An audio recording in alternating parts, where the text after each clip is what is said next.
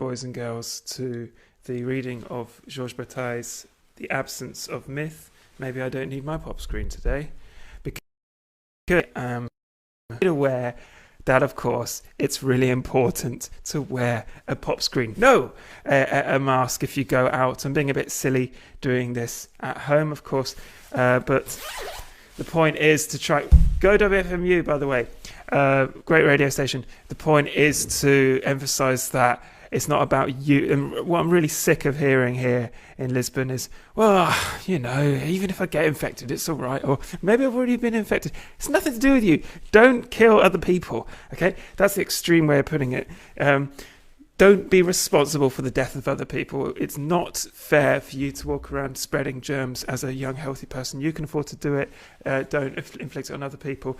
Okay, so I'm just wearing this. It's a silly thing, of course, but the idea is just to get people to wear their masks outside. And, of course, rubber gloves. And we'll get over this stupid cloud spreading from China. So, second thing before we start today, certain quite weird things have happened before I've done performances. A lecture about urination, and as I was taking my final preemptive pee before leaving the house, getting on the bus, the roof fell on top of me. There's the false roof in my bathroom. Yeah, I have photographic evidence today, as you can see behind me. Can you? Yeah, there you go. You see that chair? It's broken. I was leaning over to turn up the volume of my headphones, and so it collapsed. Weird things happen, and on such an appropriate day for such a thing to happen, when we talk about absence, when we talk about loss, the ground beneath you falling, and I'm holding, of course, the responsible missing absent nail, of course, but the absence of the nail tells us a lot about what a chair is. And I believe humans cannot bear too much reality, as T.S. Eliot said, where humans keep building up gods despite them being sort of drilled away, pressed away by rational thought. So the idea is to return to wonderful Georges Bataille, an essay from 1947 about the absence of myth. And I think that this story is well illustrated by a kind of parallel story. Well, I guess his isn't a story, his is an essay, but a parallel story coming from, I think it's Primo Levi, told this about his time in a concentration camp. I might have got that wrong, might be some other writer, but the story goes that God, after all the suffering experienced during the Holocaust on behalf of the Jews, among other people, God was put on trial by Jews in a certain concentration camp. I don't know which one. And the point for this was that they had enough. How could a loving God do this to so many people and so many different kinds of people for so long? How could this be possible? So the Jews, the rabbis, sat together in a meeting hall in a certain concentration camp and listed all the reasons against God. And they finally condemned God and found him guilty. Meeting adjourned, so to speak. But before that happened, everyone settled down, and one rabbi stood up and said, but wait a second, what do we do now? He looked to the judge, looked to the prosecution, the jury, and everyone looked at each other. What do we do now? Then someone else stood up and said, well, we have to go and pray, of course. The idea is, you cannot get out from the human condition, for certain many people, the idea of God. I even argue, even within atheism, there is a certain presumptive God, or a presumed God. Let's talk to Bataille, see what he has to say about this. The Absence of Myth by Georges Bataille. Essay from 1947. As it determines this moment in time, the mind necessarily withers away and, stretched to the limit, desires this withering. Myth and the possibility of myth become impossible. Only an immense void remains, cherished yet wretched. Perhaps the absence of myth is the ground that seems so stable beneath my feet, yet gives way without warning. The absence of God is no longer a closure. It is the opening up to the infinite. The absence of God is greater and more divine than God. In the process, I am no longer myself, but an absence of self. I await the sleight of hand that renders me immeasurably joyful. The joys which, in the white and incongruous void of absence, exist innocently and shatter are no longer myth, and their duration is such as to expose their precariousness. At least in one sense, the pale transparency of possibility is perfect. Myths, whether they be lasting or fugitive, vanish like rivers in the sea, in the absence of myth, which is their lament and their truth. The decisive absence of faith is resolute faith. The fact that a universe without myth is the ruin of the universe, reduced to the nothingness of things, in the process of depriving us, equates deprivation with the revelation of the universe. If by abolishing the mythic universe we have lost the universe, the action of a revealing loss is itself connected to the death of myth. And today, because a myth is dead or dying, we see through it more easily than if it were alive. It is the need that perfects this transparency. The suffering would make the suffering become joyful. Night is also a sun, and the absence of myth is also a myth. The coldest, the purest, the only true myth. So for our purposes, it's a nice short essay, and I'm going to read it again and pause and interject with my hot air. Of course, now protected. Wear your masks! Not at home, of course. The absence of myth. It's only one page, and it's from a collection called The Absence of Myth, which is a collection of his, I think, unpublished writings, with the most fantastic introduction, which outlines Breton and Bataille's very curious relationship, and one of mutual admiration, strangely enough. So I want to get out my sponsorship here, WFMU. Absence of myth, of course, is this seeming problem posed by Nietzsche, the philosopher with the hammer, who appears to destroy myth, who appears to destroy religion. That's not true. Nietzsche was, in certain ways, you could read him as somewhat spiritual. His deification of humanity, of the noble causes of humanity, its own kind of cult. A bit like the classic, the post-French Revolution idea that man was at the center of the world, and that we'll name all the streets after famous Frenchmen, usually men, and we'll have a pantheon for all of those people and celebrate the humanity, the humanist ideal. Okay, Nietzsche wasn't a humanist, but it's a sort of parallel example. So let's start again with the absence of myth. As it determines this moment in time, the mind necessarily withers away and, stretched to the limit, desires this withering. This could be a modernist or post-Second World War feeling of the mind reveling in its own decay, desires its own withering. Myth, in the sense that was almost championing the state of the world, would be to further outline the withering of the mind, so to speak. Myth and the possibility of myth become impossible. Only an immense void remains, cherished yet wretched. Perhaps the absence of myth is the ground that seems so stable beneath my feet, yet gives way without warning. There seems to be something very holy and sacred in the writing of Bataille, which appears to be so irreligious, so profane, lingering fascination with a form of transcendence, which I guess Bataille could call base materialism, and I call it subrealism. Gotta get that U out there. Excellent. The absence of God is no longer a closure. It is the opening up to the infinite. The absence of God is no longer a closure, it is the opening up to the infinite.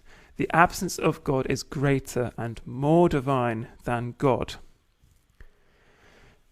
There's so many ways to read this. In a strict linguistic sense, the absence of quotation marks God opens up our readings, opens up our possibilities for further interpretations. The absence of God is greater and more divine than God. Language has its limits. God is just a word, and we will always miss the mark if we're trying to use words to get to God. And who's more entitled, in a sense, to do that job? Of course, you could say it would be magicians, alchemists, and surrealists, the psychic automatists, to use a really awkward phrase, the idea that it is through the language of dreams, the language of nonsense, that we attain contact with divinity. The absence of God is greater and more divine than God. In the process, I am no longer myself, but an absence of self. I await the sleight of hand that renders me immeasurably joyful. I await the sleight of hand that renders me immeasurably joyful. The sleight of hand could be the conversion of magical truth or language into divine truth. That seems to be a mystery to me that probably is worth leaving. The myths which, in the white and incongruous void of absence, exist innocently and shatter are no longer myth. The myths which, in the white and incongruous void of absence, exist innocently and shatter are no longer myth, and their duration is such as to expose this precariousness. At least in one sense, the pale transparency of possibility is perfect. Myths, whether they be lasting or fugitive, vanish like rivers in the sea in the absence of myth, which is their lament and their truth. Struggled to make a clear sense from this one, and we have to remember, above all, Bataille was not a philosopher, according to him, his own words. He was a surrealist, and there is often an excuse, possibly, that he wrote badly, and then said, "Oh, well, I'm just a surrealist." But there is a sense of mystery, a sense of the snake weaving and meandering, which might give us a sense of greater, not logic, but greater contact. I'm just going to read that last bit again. At least in one sense, the pale transparency of possibility is perfect. Myths, whether they be lasting or fugitive, vanish like rivers in the sea in the absence of myth, which is their lament and their truth. The decisive absence of faith is resolute faith. The decisive absence of faith is resolute faith. Again, two ways of reading this. Obviously, there's going to be more, but my way of seeing this is, number one, the absence of faith is resolute faith in terms of the undermining of an atheist's ideal. An atheist would claim to reject everything and all gods, but probably in many senses, and many people I've met haven't actually done the groundwork to call themselves an atheist. They have rejected certain images of God, certain false ideas, certain unhelpful societal ideas, or socially sort of impregnated ideas of God, but they've actually not done all the possibilities of God, and that's a life's work, really. You can still be quite spiritual in a sense, but be a fundamentally atheist, which I think Bataille was in a way. The second reading of this, and I will say it again, the decisive absence of faith is resolute faith, is my view of many nuns, monks, writers, saints. I'm thinking St. John of the Cross, Teresa d'Avila, these saints who rejected so many ideas of what God was and then built up new ones, and therefore became more atheists than self-proclaimed small a atheists. I forgot how to spell. The decisive absence of faith. It's not absence of faith, it's the decisive absence of faith. So it's an aware idea of rejection. And I think it's really good to outline what we mean by faith here, because faith is really misunderstood as blind trust, which it could be and often is. But there is trust, and there is a kind of a confidence. So faith and confidence, fidelity, sort of in between the two, are very much intertwined. And it's a faith, it's a confidence in spiritual reality rather than so-called evidence. Even the definitions of faith, if you look online, seem to be rather positioned from the perspective of atheism. You can argue that the default position of society should be atheist, and I agree in terms of politics, secularism. We should start from the basis of no religion coming into politics and to possibly social organising. But I've lost myself a little bit here. I think I'll move on because I completely lost my thread. I need a coffee. The decisive absence of faith is resolute faith. So faith, yes, sorry, I found myself again. The definitions of faith I've read online seem to be very much from the perspective of atheism, which is, well, there's no evidence for it. It's the abiding trust in a spiritual reality without evidence or going or beyond evidence. So that, to me, is to implant one language game over another, and that's not what we should be doing. I'm following very much the strict idea of Richard Rorty here, a pragmatic idea of language games. We'll all have different ways of talking, and you can't expect one language game idea, in other words, scientific vocabulary, to be implanted into religious terminology. The truth being a very slippery concept, we can all use our own language games to kind of bind our belief systems and have various platforms, you could say, of ideology, which are not taken to be literally true, but to be instrumentally true, if that makes sense. True in terms of their use, as a tool. I really, really hope this isn't sounding completely abstruse and nonsensical, and I will happily explain this. I'll do a better job to explain this. But if you define faith as, well, there's no evidence, but they just have this kind of trust in some other reality, that's just looking at one end of the telescope. Faith, I think, should be defined as a certain hallowed commitment, or a sacred commitment. What do I mean by hallowed and sacred? Again, I'm being quite vague, but I think just strip it down. Commitment. And I think Bataille, you could say, and many writers like Lacan, Breton, appear to be rather, how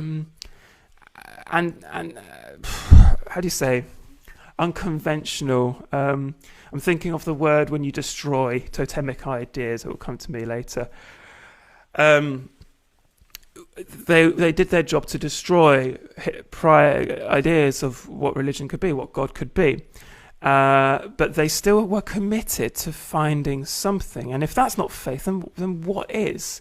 Should faith just belong to happy clappy gospel chanters in the southern part of the United States? No, I think faith could be very much strongly aligned, even with atheists, if that makes sense. Atheists who are still curious about searching and finding. Speaking as a Quaker, I'm not pretty much not an atheist, but I would call myself an agnostic for what it's worth. And there's much atheism I see in people's religious beliefs. There's much atheism in my own ideas of God, as useful or as useless as that word is.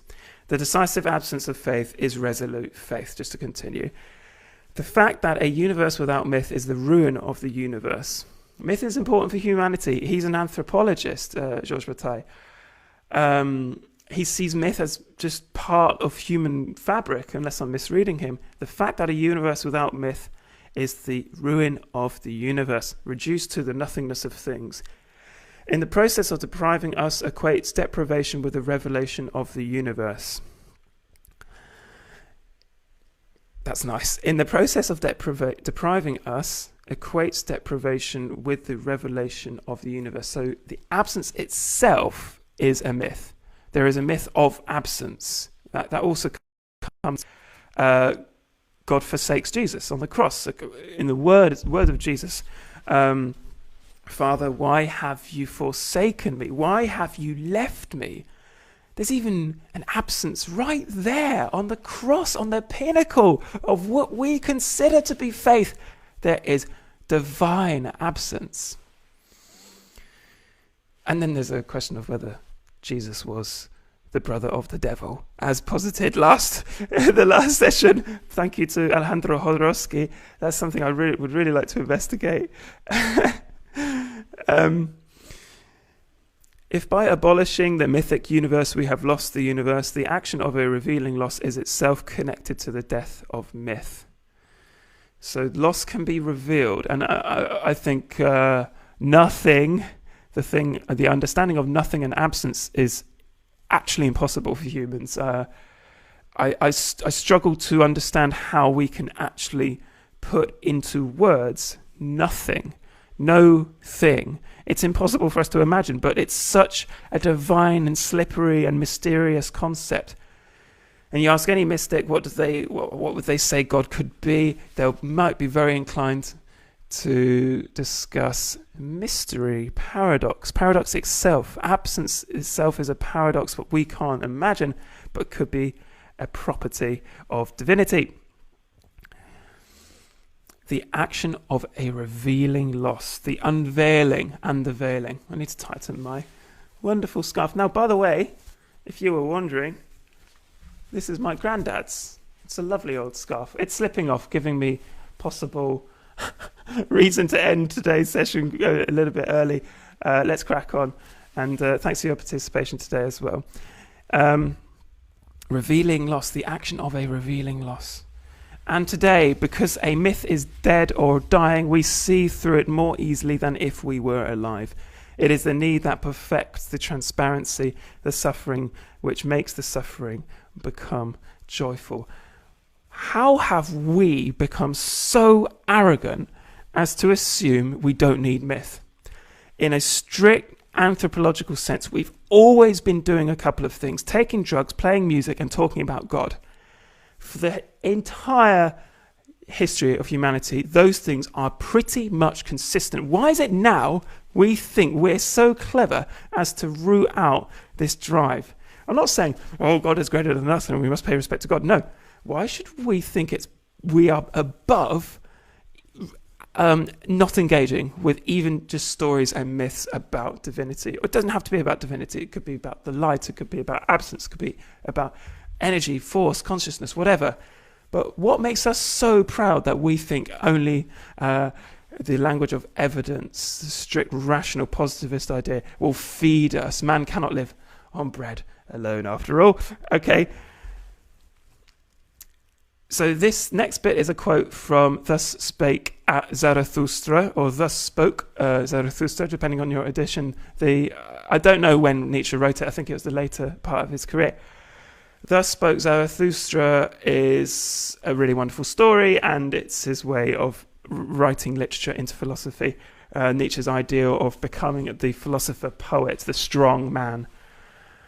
And this is only 5 words from this whole massive text, and it is this: night is also a sun. Night is also a sun. I wish I had prepared the whole quote there, but the idea is, well, maybe what I was saying earlier, there is no such thing as absence. That absence is merely the negative of a positive substance. So we talked about St. Augustine defining evil as the absence of good, but evil doesn't exist as in its own substance, in its own self. Trying to find this quote. No, I'll do it. I'll send it. I'll talk about it another time. Night is also a sun, from Nietzsche, end quote. And the absence of myth is also a myth, the coldest, the purest, the only true myth. So absence itself is a myth. I think at this point it's worth having a quick look at the idea of via negativa. Via negativa is, I guess it's Latin, for what we could call negative theology. Negative theology is usually defined as just a technique used by mystics to reach divine contact. But it could, I think, should be broadened out to a whole attitude to divinity, which is one of constant negation and constant outlining, shining the light on negativity and absence and vacuity, loss, coming closer to being or standing at the cross where Jesus is dripping with blood, with vinegar from his wound here, and his attitude, his moment, some people say, of human fallibility, his moment of human weakness. God, Father, I think it's Elohim, why have you forsaken me? Why have you left me? I'm going to quote from a fantastic book. It's actually, I can send it to you. It's called A History of God. I like a history, not the history. A History of God, by a woman called Karen Armstrong, who was a nun for a certain number of years and who left and became maybe an atheist, or became someone who was much more connected to her own form of spirituality. As a nun, she had studied and wrote, or she had written, but she came out of the convent thinking, I can't shake off this desire to reach God, but I have to do it my own way. And her way of doing this was study, which sounds really cerebral and really sort of cold and intellectual, but she's far from it. She's a writer with great passion, and I see a lot of rigor, a lot of determination and hard work. So she's done the rather ambitious task of doing a whole history of God. And she includes Western Hermeticism, magic, the Quakers, and other niche traditions in this history of God. It's a big old textbook. She writes really well about Islam as well, I think, in such a way that shows real adherence and passion for certain ideas in the faith. So I'm going to quote a section from the chapter "The God of the Philosophers," and the part where she talks a lot about the medieval Jewish philosopher Maimonides. Yet Maimonides was careful to maintain that God was essentially incomprehensible and inaccessible to human reason. He proved God's existence by means of the arguments of Aristotle and Ibn Sina, but insisted that God remains ineffable and indescribable because of his absolute simplicity. The prophets themselves had used parables and taught us that it was only possible to talk about God in any way meaningful or extensive way in symbolic, elusive language. How many times does Jesus use parables, for example, to teach?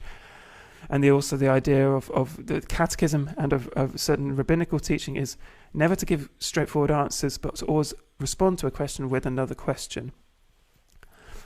We know that God cannot be compared to any of the things that exist.